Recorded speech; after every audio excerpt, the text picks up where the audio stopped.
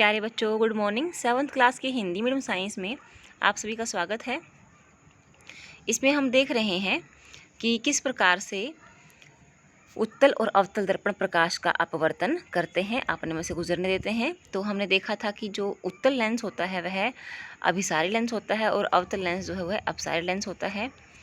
उसके बाद हम ये देखने जा रहे हैं कि किस प्रकार से ये प्रतिबिंब को बनाते हैं। क्रियाकलाप 15.10 में आप लोगों को दिखाया गया है कि अवतल दर्पण लेना है, जैसे कि मेज़ पर लगाया था हमने, उसी प्रकार हमने एक लेंस जो है वो 50 सेंटीमीटर की दूरी पर रखना है। ठीक है ना बेटा। तो ए में आपने जैसे कि उत्तल लेंस लेना है और बी में, तो आपने बेटा ए और बी में यहाँ पे उत्तल लेंस लेकर के आपने चित्र बनाकर देखना है कि पर्दे पर चित्र बनता है कि नहीं बनता है। तो आप पाएंगे कि पर्दे पर चित्र हमें उल्टा प्राप्त होता है।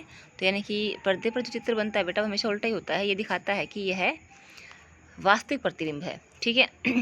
लेंस की दूरी और दूसरी ओर रखे कागज़ के पर्दे पर मोमबत्ती की लो का प्रतिबिंब प्राप्त करने का प्रयास कीजिए। आपको पर्दे को लेंस की ओर से या लेंस से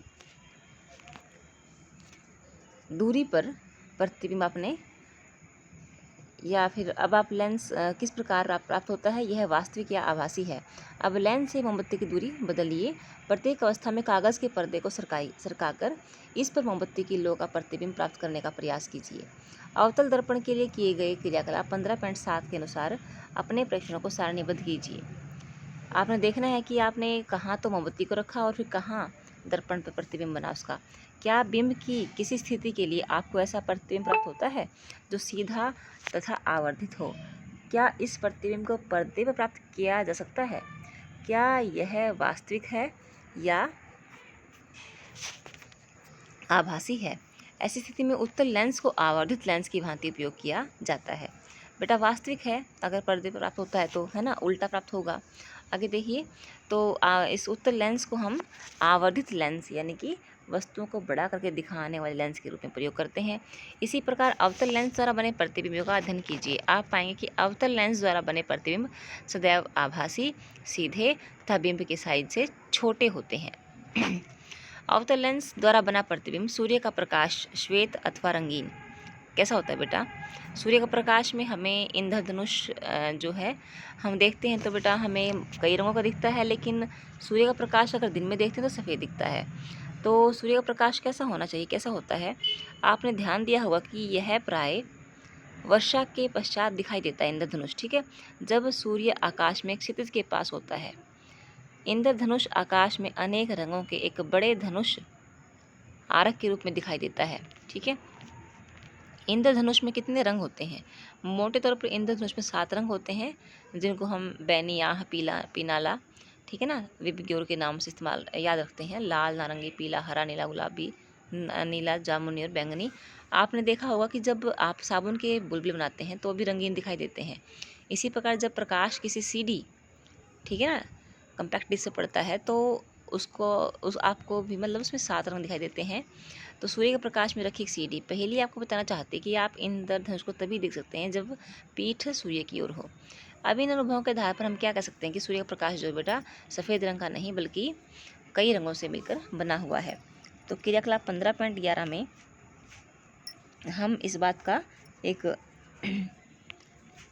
अध्ययन करते हैं कि आपने एक प्रिज्म लेना है, प्रिज्म, और उस प्रिज्म में से आपने प्रकाश की एक किरण इस प्रकार से गुजारनी है। देखो ये दिख रहा है आपको, ये प्रकाश किरण गुजारनी है इस प्रकार से कि प्रकाश किरण जो है 7 रंगों में बंट जाए यूँ।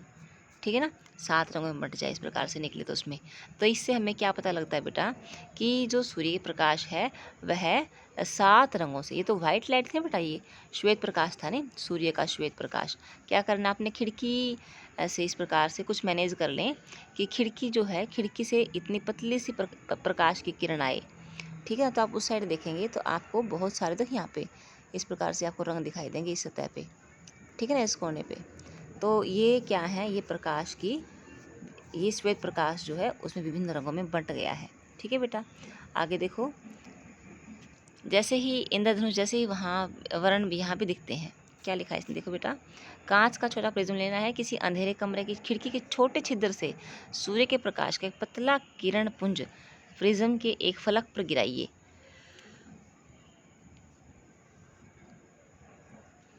प्रिज्म के दूसरे फलक से बाहर निकलने वाले प्रकाश को सफ़ेद कागज़ की शीट अथवा सफ़ेद दीवार पर गिरने दीजिए।